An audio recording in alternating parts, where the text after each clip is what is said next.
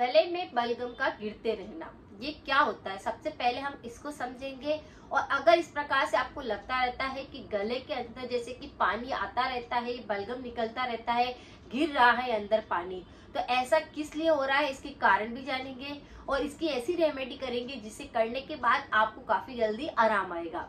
क्योंकि बहुत सारे लोगों को साइनस की दिक्कत होती है, कई लोगों को कफ बलगम बहुत ज्यादा बनता है और इसकी वजह से वो नाक के द्वारा अंदर की तरफ जो हमारी नली होती है जिसके अंदर से ऐसा फील होता है कि अंदर कफ बलगम टपक रहा है, गिर रहा है। तो इसके लिए आप पूरी जानकारी के लिए इस वीडियो को जरूर देखें और इस रेमेडी को जरूर करें अगर आपको इस प्रकार की दिक्कत रहती है। इसे पोस्ट नेजल ड्रिप भी बोला जाता है, जो कि नाक के अंदर इस प्रकार से एक नली होती है जिसके अंदर से गले के अंदर आपके कुछ भी टपकता रहता है। जैसे अगर आपको जब सर्दी जुकाम रहता है तो आप क्या करते हैं, ऐसे जोर से उसको खींच करके मुंह के अंदर उसको कफ बलगम को लाते हैं, वही होता है पोस्ट नेजल ड्रिप।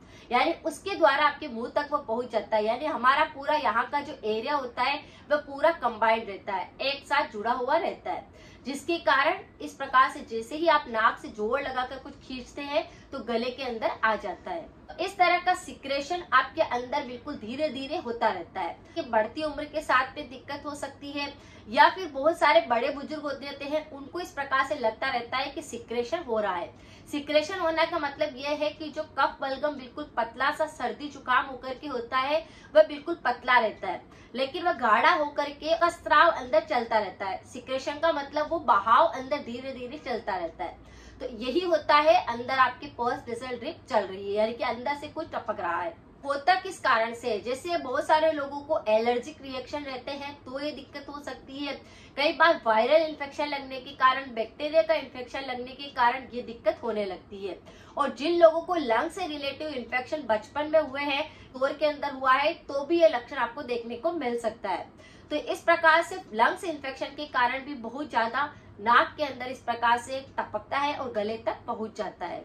बहुत सारे लोगों को सर्दी जुकाम जो होता है वो 12 महीना रहता है, क्योंकि बचपन में सर्दी जुकाम बिगड़ जाता है जिसके कारण भी दिक्कत रहती है। तो ये बहुत सारे ऐसे छोटे मोटे कारण होते हैं जिसके कारण ये दिक्कत बन जाती है। जब आप इसका ट्रीटमेंट लेते हैं तो काफी लंबा ट्रीटमेंट भी हो जाता है और कोई भी आराम नहीं मिलता है। लेकिन अगर आप देसी तरीके से, आयुर्वेदिक तरीके से या फिर होम रेमेडीज को फॉलो करते हैं तो आपको जल्दी आराम भी मिलता है। वह नाक के अंदर से गले के अंदर जो कफ बलगम गिरता रहता है उसमें भी आपको आराम आएगा। आपका पुराना सर्दी जुकाम हो गया होगा तो वह सही होगा।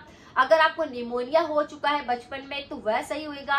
अगर आपको लंग्स से रिलेटिव किसी प्रकार की इन्फेक्शन की दिक्कत है, जैसे लंग्स के अंदर बहुत ज्यादा भारीपन लगता है, ऐसा लगता है कि जैसे वहां से आवाज निकल रही है, या फिर आप सांस लेते हैं तो काफी गड़गड़ाहट की आवाज आपको महसूस होती है, नाक के द्वारा भी जब सांस ली जाती है तो आसपास में अगर आवाज आ रही है तो वह इन्फेक्शन भी बिल्कुल सही होएगा।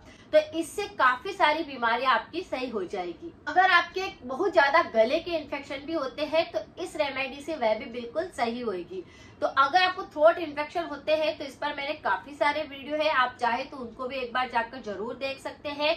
मैं यहाँ पर कमेंट बॉक्स में पिन कर दूंगी प्लेलिस्ट, ताकि आप उसे आसानी से देख सके और कमेंट में अपना फीडबैक जरूर लिखें। कई बार कफ बलगम पूरे आसपास नाक के यहाँ पर जमा होने के कारण चेहरे पर सूजन जैसी आने लगती है और यह साइनस काफी गहरा रूप ले लेता है। तो अगर इस कारण से भी क्या होता है कि पोस्ट नेजल ड्रिप धीरे धीरे आपके अंदर ऐसे टपकता हुआ आपको महसूस होएगा, तो साइनस की वजह से भी दिक्कत होती है। तो साइनस पर भी मेरे 100% इफेक्टिव होम रेमेडी है, आप चाहे तो उसको भी कर सकते हैं। चलिए बढ़ते हैं आज की रेमेडी की तरफ। मुलेठी पाउडर का नाम आप सबने सुना होगा। ये काफी ज्यादा यूज होता है सर्दी जुकाम के लिए, बुखार के लिए, इम्यूनिटी सिस्टम के लिए, खांसी या गले के लिए। तो अगर आपको इस प्रकार की दिक्कत है, इसी प्रकार से एलर्जिक रिएक्शन अगर आपको हो रहा है बार बार, तो आपको क्या करना है, मुलेठी की कुछ लकड़ियों को आपको इकट्ठा कर लेनी है या बाजार से उसका पैकेट ऐसे लकड़ियों वाला आपको खरीद लेना है। यहाँ पर आपको क्या करना है, मुलेठी की लकड़ी की जरूरत रहेगी और उसके छोटे छोटे से पीस आपको लकड़ियों के कर लेने हैं। और रात को एक कांच के गिलास के अंदर आपको 4 छोटे छोटे टुकड़े से पानी के अंदर डाल करके भिगो करके उसको छोड़ देना है। रात भर इस मुलेठी की लकड़ियों को आपको भिगो करके छोड़ देना है।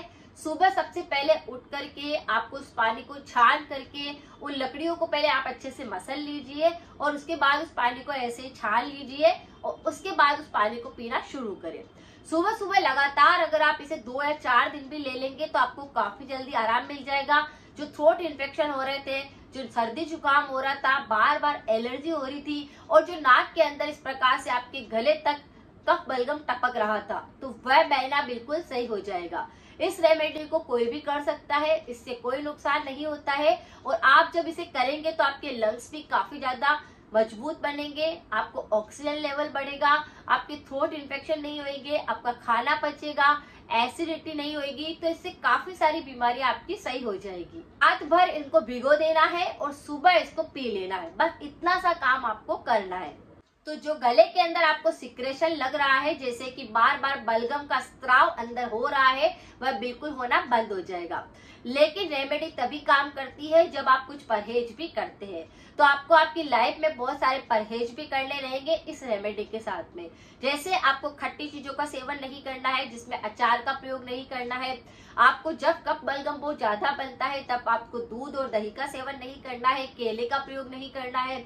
अगर आपको इस प्रकार की दिक्कत हमेशा बनी रहती है तो आपको गुनगुना पानी का सेवन करना चाहिए।